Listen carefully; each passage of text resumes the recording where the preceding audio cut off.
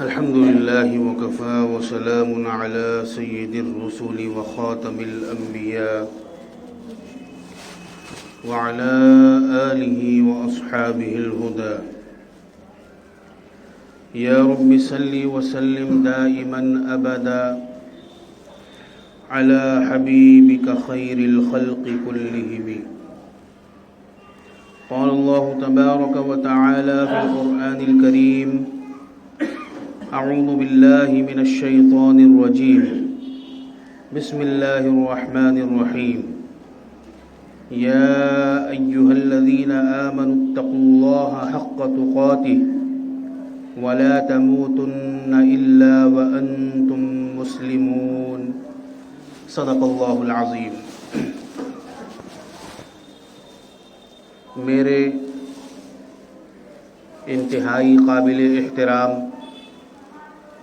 بزرگوں اور دوستوں، السلام علیکم ورحمۃ اللہ وبرکاتہ. آج دنیا میں جس طرح سے گناہ عام ہو گیا ہے اور جس طرح سے بے حیائی عام ہو گئی ہے، فحاشی عام ہو گئی ہے، عریانی عام ہو گئی ہے، اتنی عریانیت اور اتنی فحاشیت اور اتنے گناہ اس سے پہلے لوگوں نے نہیں دیکھے. کیونکہ آج ہر کس و ناکس، خواہ وہ امیر ہو غریب ہو، چھوٹا ہو بڑا ہو،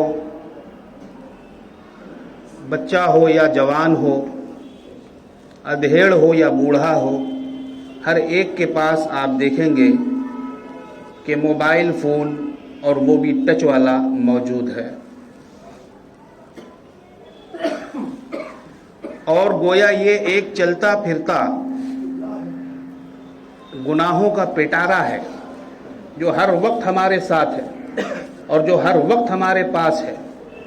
جیب کے اوپر ہے، جیب کے نیچے ہے، پاکٹ کے اوپر ہے، پاکٹ کے باہر ہے، مگر یہ ہر وقت ہمارا ساتھ ہے، ہر وقت ہمارے پاس ہے. ایمان والوں کا کیا کام ہے اور ایمان والوں کو کیا حکم دیا گیا ہے؟ ایمان والوں سے سرکار دو عالم جناب محمد الرسول اللہ صلی اللہ تعالی علیہ وسلم نے کیا ارشاد فرمایا ہے، یہ ہم سب کو پتہ ہے. جو بھی بندہ مومن ہے، جو بھی مسلمان ہے، جو بھی کلمہ گو ہے، وہ اچھی طرح سے جانتا ہے کہ اسلام نام ہی ہے سر جھکانے کا، اسلام نام ہی ہے گردن جھکانے کا اور اپنے آپ کو خدا کے حوالے کرنے کا، اور اسی کو مسلمان کہتے ہیں. اگر ہم اور آپ مسلمان ہیں تو صحیح طریقے سے مسلمانیت کا ثبوت دیں، گناہوں سے بچیں، خود کو بھی گناہوں سے بچائیں، اپنے گھر والوں کو بھی بچائیں، اپنے رشتہ داروں کو بھی بچائیں، بال بچوں کو بھی بچائیں. اللہ نے کیا فرمایا قرآن کریم میں؟ یا ایھا الذین آمنوا قوا انفسکم واہلیکم نارا. اے ایمان والو، خطاب کس سے ہے؟ مسلمانوں سے ہے. خطاب کس سے ہے؟ ایمان والوں سے ہے. خطاب کس سے ہے؟ قرآن والوں سے ہے. خطاب کس سے ہے؟ نماز والوں سے ہے. کسی اور سے مخاطب نہیں ہے خدا تعالی، بلکہ کس سے مخاطب ہیں؟ ہم سے اور آپ سے. خواہ 1450 برس پہلے کے مسلمان ہوں وہ یا 1450 برس بعد کے مسلمان ہوں، ان سب سے یہ خطاب ہے. یہ خطاب عام ہے، کسی نبی کے لیے خاص نہیں ہے، کسی پیغمبر کے لیے خاص نہیں ہے، کسی ولی کے لیے خاص نہیں ہے، کسی قطب کے لیے خاص نہیں ہے، کسی ابدال کے لیے خاص نہیں ہے، کسی اللہ والے کے لیے خاص نہیں ہے. یہ ہم تمام لوگوں کے لیے ہے. یہ خطاب عام ہے. قُوا أَنفُسَكُمْ، اپنے آپ کو بچاؤ، وَأَهْلِيكُمْ، اور اپنے گھر والوں کو بچاؤ۔ کاہے سے بچاؤ؟ آگ سے بچاؤ، آگ سے بچاؤ، جہنم سے بچاؤ، دوزخ سے بچاؤ۔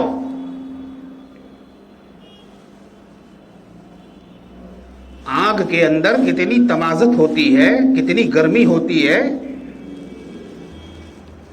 یہ کیا ہم کو اور آپ کو پتہ نہیں ہے؟ کیا کوئی صحیح آدمی، عقل مند آدمی، ہوش مند آدمی جان بوجھ کر اپنے آپ کو آگ کے حوالے کرتا ہے؟ نہیں کرتا، ہاتھ جلدی سے پیچھے کر لیتا ہے، ہاتھ کو ہٹا لیتا ہے، پاؤں کو ہٹا لیتا ہے، اپنے جسم کو الگ کر لیتا ہے۔ کیوں کرتا ہے؟ کیونکہ عقل مند آدمی، ہوش مند آدمی یہ جانتا ہے کہ یہ آگ ہے اور اس کا کام ہے جلانا، اس کا کام ہے جلانا۔ وہ آگ جو ہے کسی مسلمان کو نہیں دیکھتی، کسی مومن کو نہیں دیکھتی، کسی کافر کو نہیں دیکھتی، کسی اور دوسرے مذہب والوں کو نہیں دیکھتی۔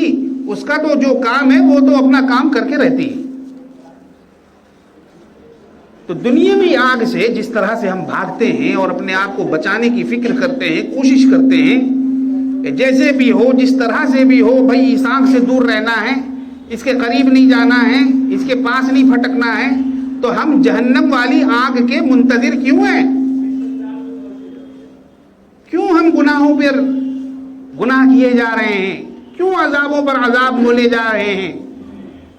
کیوں اپنے آپ کو درست کرنے کی فکر نہیں کر رہے ہیں؟ جہنم سے بچیے اور اپنے آپ کو جہنم سے بچائیے، گھر والوں کو جہنم سے بچائیے۔ تو میں عرض کر رہا تھا شروع میں جو میں نے بات کہی تھی موبائل فون کے بارے میں، یہ چلتا پھرتا آپ کے ساتھ ایک جہنم ہے جو ہر وقت آپ اپنے پاس رکھے ہوئے ہیں۔ اس کا صحیح استعمال کیجیے، اس کا صحیح استعمال کیجیے۔ غلط استعمال آپ کو جہنم میں لے کے جا سکتا ہے۔ ایسی ایسی چیزیں بھری ہوئی ہیں موبائل فون کے اندر، ایسے ایسے موادات اس کے اندر جمع ہیں کہ آدمی دیکھ کر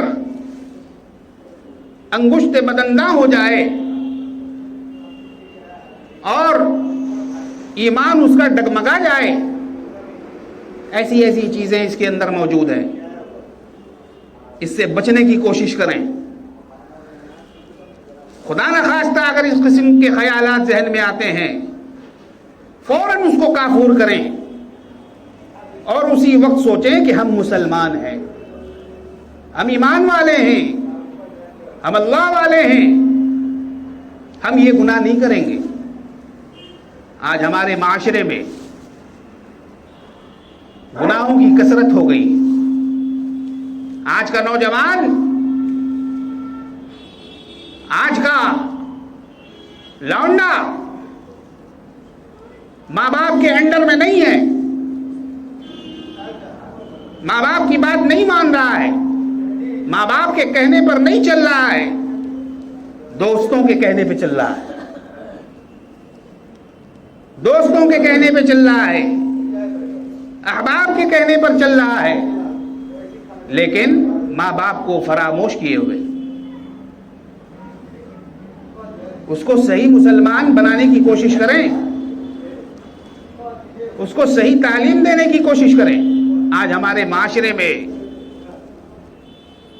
سب سے بڑی بات یہ ہے کہ کس کس بات کا آدمی رونا روئے۔ اتنی خرابیاں ہمارے اندر آ چکی ہیں اور اتنی برائیاں ہمارے معاشرے میں پھیل چکی ہیں کہ اس کا یک بارگی سد باب کرنا بہت مشکل ہے۔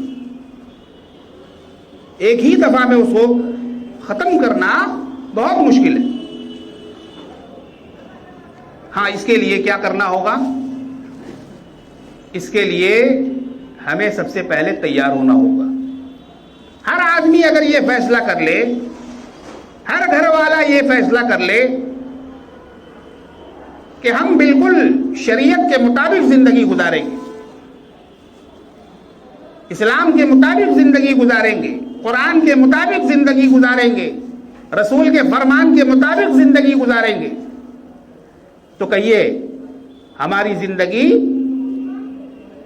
اور ہماری زیست اچھی ہوگی نہیں ہوگی؟ صحیح ہوگی نہیں ہوگی؟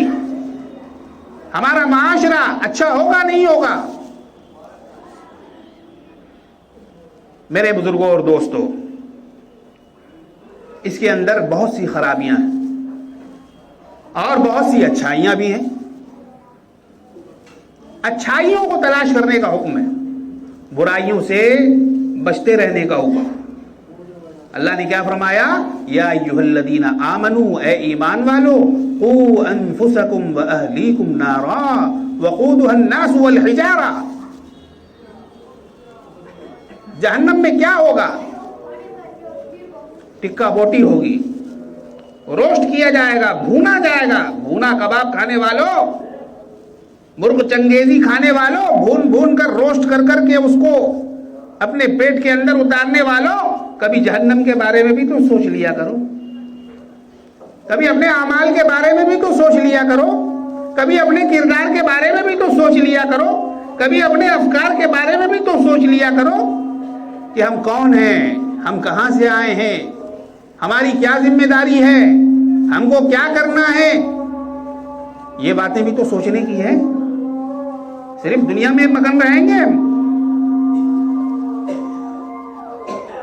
کسی کے ہاں منگنی ہوئی، اولاً منگنی تو کوئی شرعی چیز ہے نہیں، اس کو تو زبردستی ہم لوگوں نے اپنے گلے میں ڈال رکھا ہے. توق بنا کر نکال باہر کیجئے. رسومات جاہلیت کو، یہ بیکار کی چیزیں ہیں، اس سے کوئی فائدہ نہیں. بہت سی منگنی ایسی ہوتی ہے جو ٹوٹ چکی ہوتی ہے، ٹوٹ جاتی ہے، ختم ہو جاتی ہے. کیا ہوتا ہے پھر؟ حاجی صاحب کا سارا پیسہ چلا جاتا ہے، اچھی خاصی رقم اس میں صرف ہو جاتی ہے، اور فائدہ کیا ہوتا ہے؟ کچھ نہیں. منگنی میں خرچ ہو رہا ہے، لوگ 1-1 کروڑ روپے خرچ کر رہے ہیں، 2-2 کروڑ خرچ کیے جا رہے ہیں، 10-10 لاکھ روپے خرچ کیے جا رہے ہیں. ہر آدمی اپنی حیثیت اور وسعت کے مطابق خرچ کر رہا ہے، اور بے دریغ خرچ کر رہا ہے، بیکار خرچ کر رہا ہے. حساب دینا پڑے گا، حساب دینا پڑے گا. پرسش ہوگی آپ سے، پوچھا جائے گا آپ سے کیوں خرچ کیا. کسی غریب کی شادی کرا دیتا؟ کیا اسی پیسے سے کسی غریب کی شادی نہیں ہو سکتی تھی؟ کسی کا گھر نہیں بس سکتا تھا؟ نہیں. شادی کیسے ہوگی؟ غریب کی اگر شادی ہو بھی جائے گی تو کیسے ہوگی؟ دنیا والوں کو دکھا کے ہوگی، دنیا والوں کو دکھا کے ہوگی، فوٹو کھنچوا کے ہوگی، فیس بک اور واٹس ایپ میں چھوڑ کر ہوگی. حدیث میں تو آیا ہے میاں، الید العلیٰ خیر من ید السفلیٰ، اوپر والا ہاتھ نیچے والے ہاتھ سے بہتر ہے. یعنی غریبوں کی ایسی مدد کریں کہ آپ دائیں ہاتھ سے دیں تو بائیں ہاتھ کو خبر نہ ہو، بائیں ہاتھ کو خبر نہ ہو. ہم ٹٹولیں اپنے آپ کو، تجزیہ کریں اپنے آپ کا، پوسٹ مارٹم کریں اپنے آپ کا کہ واقعی کیا ہمارے اندر یہ خرابیاں ہیں نہیں ہیں، یہ بگاڑ ہے نہیں ہے. اور یہ خرابی اگر ہے تو اس خرابی کو ہم کیسے دور کریں گے؟ کپڑا میلا ہو جاتا ہے، گندا ہو جاتا ہے، اس کے اندر خرابی آتی ہے نہیں آتی ہے؟ کہ اچھائی آتی ہے؟ یا اس کے حسن میں نکھار پیدا ہو جاتا ہے؟ اضافہ ہو جاتا ہے، ایسا ہے نہیں۔ اگر کپڑا میلا ہوتا ہے، گندا ہوتا ہے، تو ہر آدمی کیا کرتا ہے؟ اس کو صاف کرتا ہے، اس کو دھوتا ہے، ڈٹرجنٹ پاؤڈر لگاتا ہے، صابن گھستا ہے، تب جا کے وہ صحیح ہوتا ہے، پاک ہوتا ہے، صاف ہوتا ہے۔ اسی طرح سے اگر یہ چیزیں ہمارے اندر ہیں، موجود ہیں، تو ان چیزوں کو ختم کرنے کی ضرورت ہے، ان چیزوں کو صاف کرنے کی ضرورت ہے، ان چیزوں کو منقی کرنے کی ضرورت ہے۔ ہم لوگ انسان ہیں، فرشتے نہیں۔ انسانوں کی ذمہ داری بہت ہے، ہر لمحہ، ہر لحظہ، ہر گھڑی انسان امتحانات میں گھرا ہوا ہے۔ ابھی دیکھیے میں کہاں سے آ رہا ہوں، رائڈ نرسنگ ہوم سے سیدھا یہاں میں پہنچا۔ کیوں؟ کیونکہ ایک ذمہ داری تھی میرے سر پہ، اس کو پورا کرنا تھا، اور اس کے بعد مجھے یہاں پہنچنا تھا۔ تو انسان کے ساتھ ہر وقت ذمہ داریاں رہیں گی اور مرتے دم تک رہیں گی، آپ اس سے چھٹکارا نہیں پا سکتے۔ کوئی مولوی صاحب ہوں، مولانا صاحب ہوں، ماسٹر صاحب ہوں، مصنف صاحب ہوں، مقرر صاحب ہوں، جو بھی ہوں، جج صاحب ہوں، وکیل صاحب ہوں، بیرسٹر صاحب ہوں، دنیا کے جتنے بھی شعبے جات میں لوگ کام کر رہے ہیں اور جس قسم کے بھی لوگ ہیں، ہر وقت وہ امتحانات سے دوچار ہیں۔ تو میرے بزرگوں اور دوستوں، اپنے آپ کو گناہوں سے بچانے کی ضرورت ہے، گناہوں کو بالکل جڑ سے مٹانے کی ضرورت ہے۔ حضرات صحابہ کرام رضوان اللہ تعالی علیہم اجمعین سے اگر ذرا بھی کوتاہی ہو جاتی تھی، ہم گناہ نہیں کہیں گے اس کو، ہاں گناہ ہوئے ہیں، حضرات صحابہ سے بھی گناہ ہوئے ہیں، ایسی بات نہیں ہے، لیکن ایمان لانے کے بعد وہ لوگ ایسے پاک ہو جاتے تھے جیسے اجلا کپڑا پاک ہو جاتا ہے، دھونے کے بعد اجلا کپڑا پاک ہو جاتا ہے، اس طرح سے حضرات صحابہ پاک ہو جایا کرتے تھے، جس کی گواہی اللہ تبارک و تعالی نے قرآن کریم میں بھی دی۔ اور ذرا ذرا سی بات میں حضرات صحابہ کو تشویش ہو جاتی تھی، ارے کہیں میرا ایمان تو ضائع نہیں ہو گیا، کہیں ہم کافر تو نہیں ہو گئے، کہیں ہم مشرک تو نہیں ہو گئے۔ آج دیکھیے جگہ جگہ شرک ہے، جگہ جگہ شرک ہے، شرک تو ایسی بلا ہے کہ جس کو اللہ تبارک و تعالی نے بالکل بھی معاف کرنے کا وعدہ نہیں فرمایا۔ ہر گناہ کو خدا تعالی معاف کر دیں گے، چوری کر کے آیا ہے معافی ہے، ڈکیتی کر کے آیا ہے معافی ہے، زنا کر کے آیا ہے معافی ہے، قتل کر کے آیا ہے معافی ہے، لیکن شرک کر کے آیا ہے کوئی معافی نہیں۔ ان الشرک لظلم عظیم، اللہ نے قرآن میں فرمایا ہے، ادھر ادھر جانے کی ضرورت نہیں ہے، قرآن کو پڑھیں، قرآن کو کھولیں، قرآن کو سمجھیں، قرآن سے سیکھ حاصل کریں، قرآن سے سبق حاصل کریں، قرآن سے زندگی گزارنے کی کوشش کریں۔ میرے بھائیوں، کیا فرمایا؟ ان الشرک لظلم عظیم، بے شک شرک جو ہے وہ سب سے بڑا ظلم ہے، سب سے بڑا ظلم ہے۔ عظیم کا لفظ ہے، عظیم، لظلم عظیم، عظیم ہے، بہت بڑا ہے۔ وَمَن يُشْرِكْ بِاللَّهِ، اور جو اللہ کے ساتھ شرک کرتا ہے، فَقَدِ افْتَرَىٰ إِثْمًا عَظِيمًا، گویا کہ اس نے بہت بڑا جھوٹ گڑھ لیا ہے۔ اس لیے شرک نہیں، اگر مسلمان ہے تو وہ مشرک نہیں ہے، یاد رکھیے، شرک اللہ تعالیٰ کو بالکل بھی پسند نہیں ہے، اللہ تعالیٰ بالکل بھی شرک کرنے والوں کو معاف نہیں کریں گے۔ تو اعمال صحیح ہونے چاہیے، शिर्क से, कुफ्र से, फिस्क से हम लोगों को दूर रहना है, हम लोगों को बच कर रहना है। हजरात सहाबा से अगर जरा सा भी कोताही हो जाती थी तो फौरन कहते थे, अरे मुझसे ये गलती हो गई। एक दफा हजरत अबू हुरैरा रजी अल्लाह ताला, अबू हुरैरा उनकी कुनियत थी, अबू हुरैरा। अबू हुरैरा अरब में कुनियत रखने की आम रिवायत थी। तो हजरत अबू हुरैरा रजी अल्लाह ताला अन्हु, जिनसे 5000 अहादीस मरवी, जी हुरैरा का मतलब होता है बिल्ली का बच्चा, छोटी बिल्ली। हिर्रा बिल्ली को कहते हैं अरबी जबान में, और उसी से ये इसमें तस्गीर है हुरैरा। तो अबू हुरैरा वो बिल्ली लेकर, बिल्लियों से बहुत शगफ था उनको, बिल्लियों से बहुत शगफ था। तो एक दफा क्या हुआ कि सरकार मदीना जनाब मुहम्मदुर रसूलुल्लाह सल्लल्लाहु ताला अलैहि वसल्लम ने देखा कि हजरत अबू हुरैरा रजी अल्लाह ताला अन्हु चले आ रहे हैं और चादर ओढ़े हुए हैं, हाथ बिल्कुल अंदर है। फरमाया, अबू हुरैरा क्या लेकर जा रहे हो, क्या है तुम्हारे पास चादर के अंदर?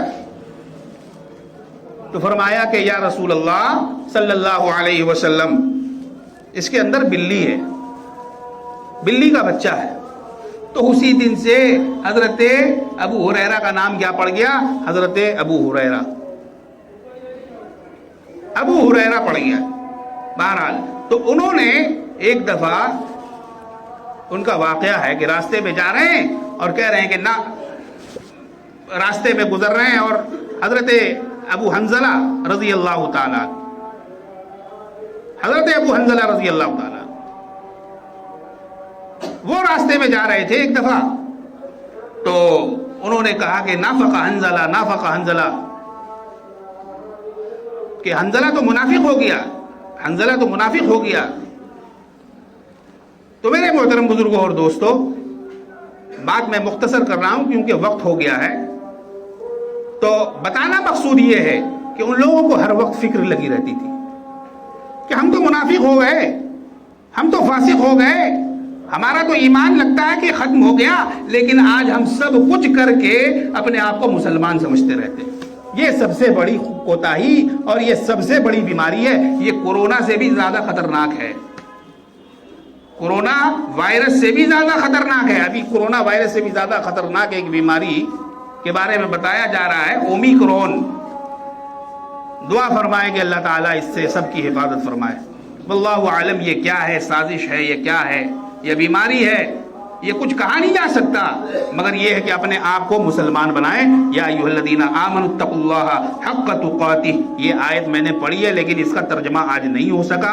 इंशाअल्लाह फिर कभी ज़िंदगी रही तो इसका तर्जमा आप हज़रात के सामने अर्ज़ होगा और इसकी तशरीह मुख्तसरन आपकी खिदमत में रखी जाएगी। व आखिरु दावाना अनिल हम्दुलिल्लाहि रब्बिल आलमीन।